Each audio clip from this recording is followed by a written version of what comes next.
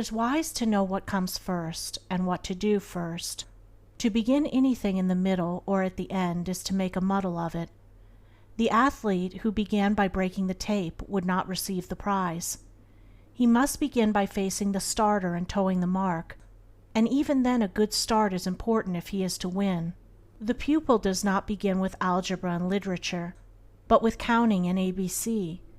So in life, the businessmen who begin at the bottom achieve the more enduring success, and the religious men who reach the highest heights of spiritual knowledge and wisdom are they who have stooped to serve a patient apprenticeship to the humbler tasks, and have not scorned the common experiences of humanity or overlooked the lessons to be learned from them.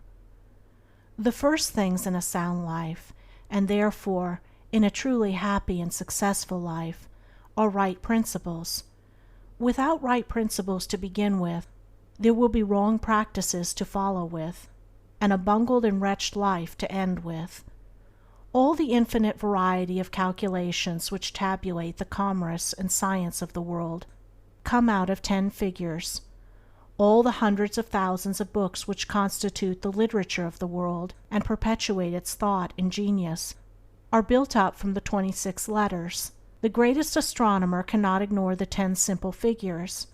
The profoundest man of genius cannot dispense with the 26 simple characters. The fundamentals of all things are few and simple, yet without them there is no knowledge and no achievement.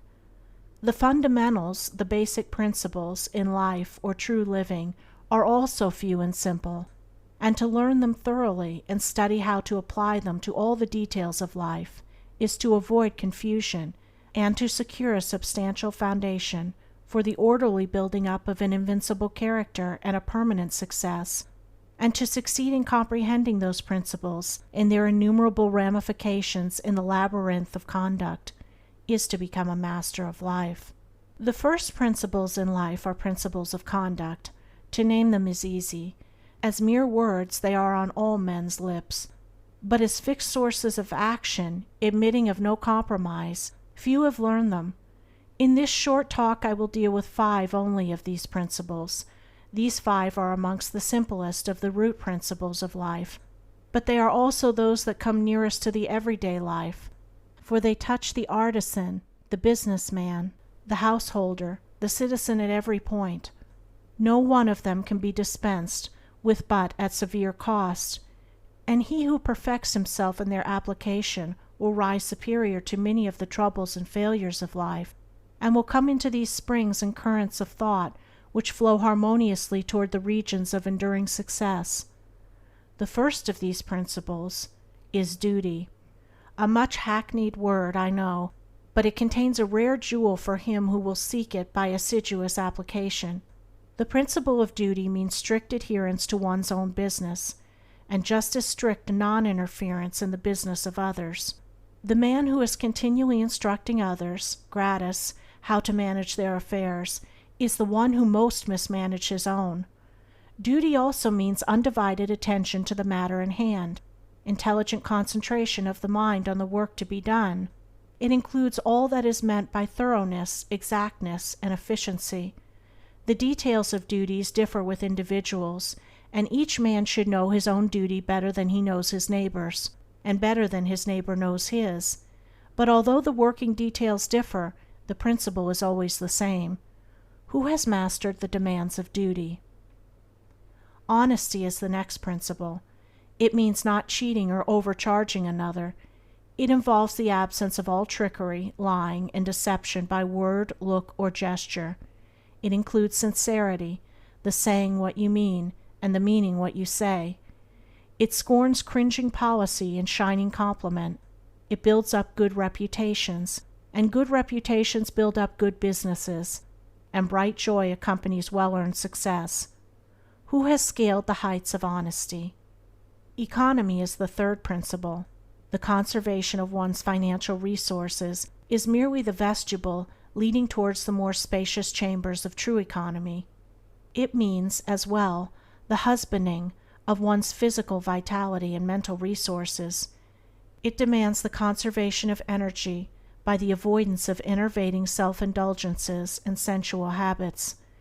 It holds for its followers strength, endurance, vigilance, and the capacity to achieve. It bestows great power on him who learns it well. Who has realized the supreme strength of economy? Liberality follows economy. It is not opposed to it. Only the man of economy can afford to be generous.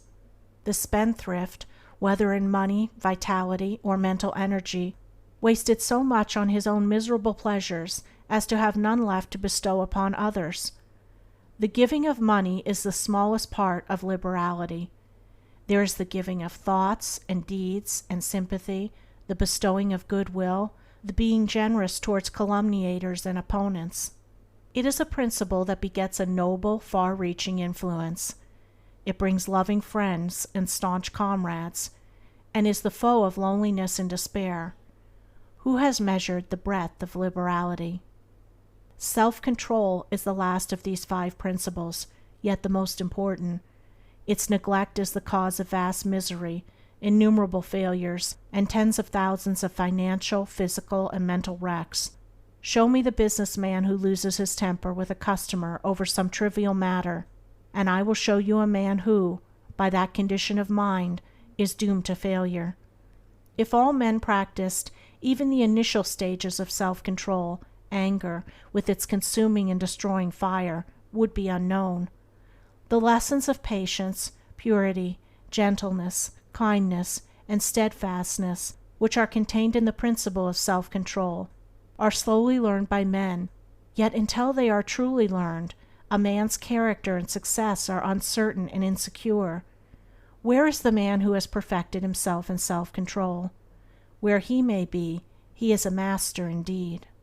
The 5 principles are 5 practices, 5 avenues to achievement, and 5 sources of knowledge.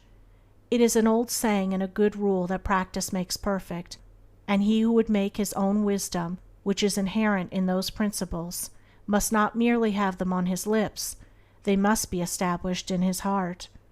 To know them and receive what they alone can bring, he must do them, and give them out in his actions.